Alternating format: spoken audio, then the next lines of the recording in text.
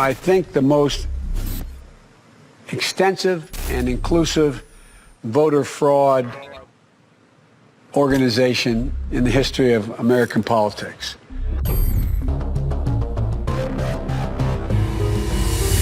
Polls now closed in half the country, and we are getting some interesting results coming in from those battleground states. If you're a Republican, you say, wow. If you're a Democrat, you say, uh-oh. You see, Donald Trump is now starting to widen his lead. President Trump now with 54% of the vote. The president right now has the lead in the Keystone State.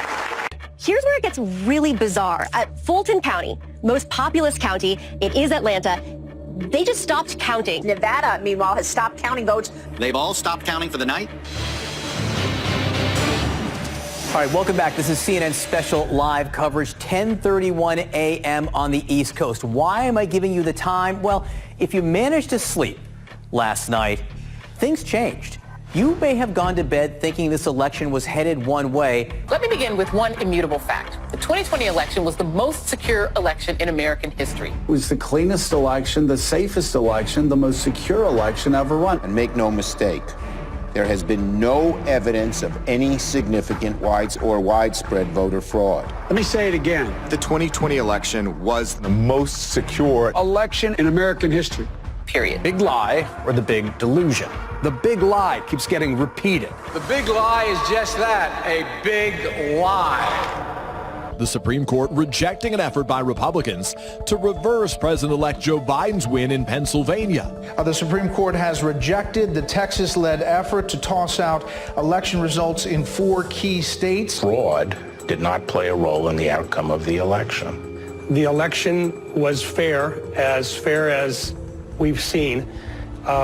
We simply did not win the election as Republicans for the presidency. Rather than reject what happened on the 6th, reject the lies about the election, and make clear that a president who engaged in those activities can never be president again. This morning, President Trump waking up without his favorite megaphone. You will never again see a tweet from President Trump. Let's talk about the methodology. You identified data in certain places, and by and large you focused on the states where the election was decided.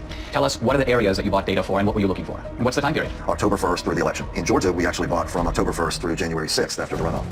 We, in essence, sort of fenced around those. Geofencing. And then we were able to make purchase of data of people that had been near those drop boxes, but also near the organizations. Across the country, we bought 10 trillion signals. They had to have been to 10 or more drop boxes, meaning unique visits inside of a space, and 5 or more visits to one or more of these organizations. That we identified in Atlanta 242 people that went to an average of 24 drop boxes in 8 organizations during a 2-week period.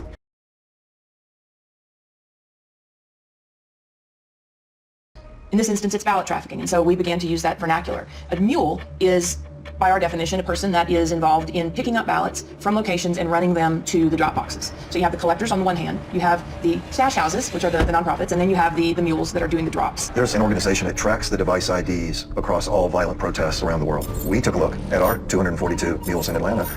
What you see here on the screen is a single person on a single day in Atlanta, Georgia. They went to 28 drop boxes in 5 organizations in one day. And the circles, I take it, reflect the nonprofit centers? Are that the places where the ballots originate? The stash houses, where the ballots are collected and handed to the mules to take to the drop box. How many mules in Arizona? A little over 200. A little over 200. In Phoenix alone. Then you moved on to Wisconsin. Our initial look was in Milwaukee. Gross numbers were a little down, but the average number of visits to the drop boxes was up. So instead of having only 24 unique visits, I think we averaged 28. We have more than 500 mules that we've identified in Michigan. Again, the number of boxes is lower. Now, where in Michigan? Detroit mainly, but we have people in Detroit that went to more than 100 drop boxes. In Philadelphia alone, we've identified more than 1,100. We saw people driving back and forth to New Jersey across the bridge. You're saying the ballots may not even be from Philadelphia. You have video in Georgia? We did. Is it video from the presidential election, the runoff election, or both? Both. We have recently learned video was specifically turned off on particular drop boxes. Wisconsin, it turns out, even though the rules required them to have video. Did they do the video? No, they did not. And I believe it was the state of Georgia saying this video does not exist and we can't tell you why it doesn't exist. Right, that was in Fulton County. It gets out, approaches the box. When people walk up with intention to cheat, they look around, they basically walk fairly quickly, they try to stuff them in, they try to get out of there. In this case, he drops a few on the ground, pick them up, stuff them into the box. Then he hustles back and hustles out of there. So this is what it looks like. It doesn't necessarily look like, hundreds of ballots being stuffed in. You don't need a whole lot of fraud, you just need a little in the right places. They're going place to place to place, day upon day upon day. And so that will not show up in your chain of custody documents, your tracking documents that would identify a big blip. I mean, they're not going up and dumping in, buckets full of ballots. On the other hand, we've seen circumstances where it appears that buckets full of ballots showed up. There's one box in Gwinnett County that had a chain of custody document with 1,962 ballots noted on there. So first of all, that's roughly 10 times what we normally see. 271 people approached that ballot drop box during that 25-hour period. 271. 1,962 ballots were deposited. Wow. Here are election officials pulling out of that drop box 2 full duffel bags containing over 1,900 ballots. So these are the kind of things, 4 million minutes of this. This was an organized effort to subvert a free and fair election. This is organized crime. You can't look at this data in its aggregate and believe anything otherwise. That's especially true when you consider that in places like Georgia, it was only decided by 10,000, 12,000 votes. And you look at 5,000 visits just from our mules, it's not a leap to say, yes, this would have made a difference. And we're also talking about a gross undercount of the actual number of mules because you set a high bar. They had to go to 10 drop boxes. So if there's a mule who went to 7 drop boxes, you wouldn't catch that guy. And they had to go to nonprofits. So they had to meet those 2 criteria and then go to one of the geofence drop boxes. If they met the 2 criteria but went to a post office box, we're not going to look at them.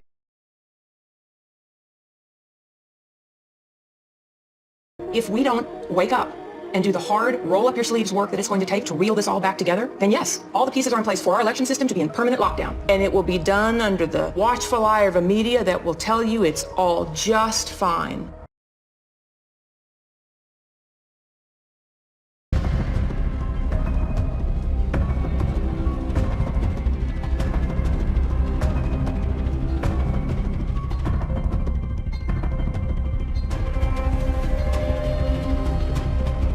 Their average number of Dropbox visits, 38. Their average number of illegal ballots deposited per visit, 5. That's 380,000 illegal votes.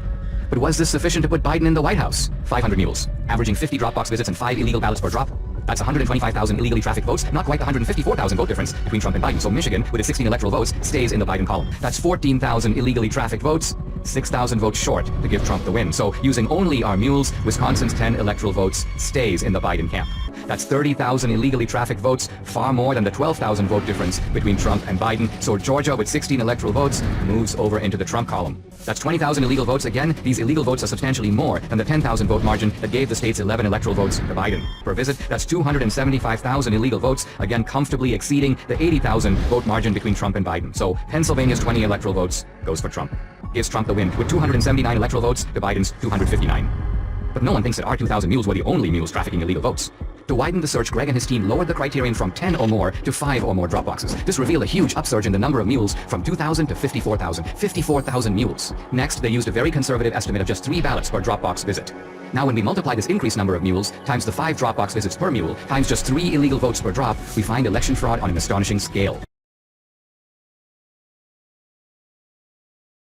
People think of 3 rivers of money, really, that empty into the gulf of elections. The hard dollars to write a check to a candidate. The second, you hear soft money or dark money. And then there's a third river that people tend to neglect, but Capital Research Center has studied intently, and that is the 501c3 nonprofit money, the kind of charity that you get to take a tax deduction for. That river is enormous. In the 2018 cycle, about $21 billion.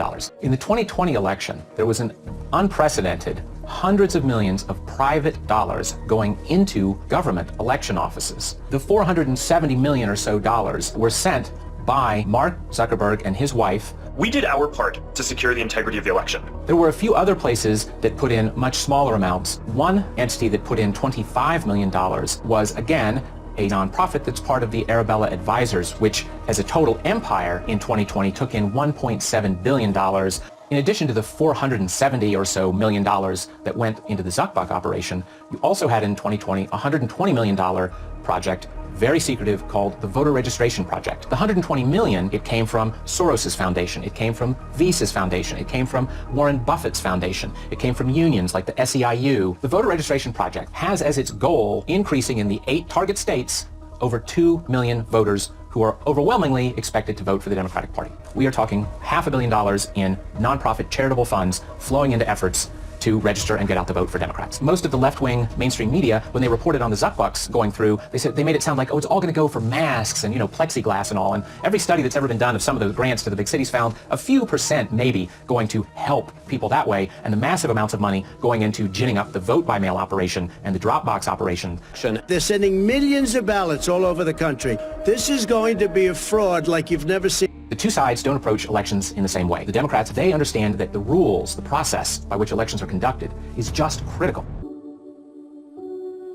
Without free and fair elections, we are not a democracy. We are a nation run by a criminal cartel masquerading as a democracy.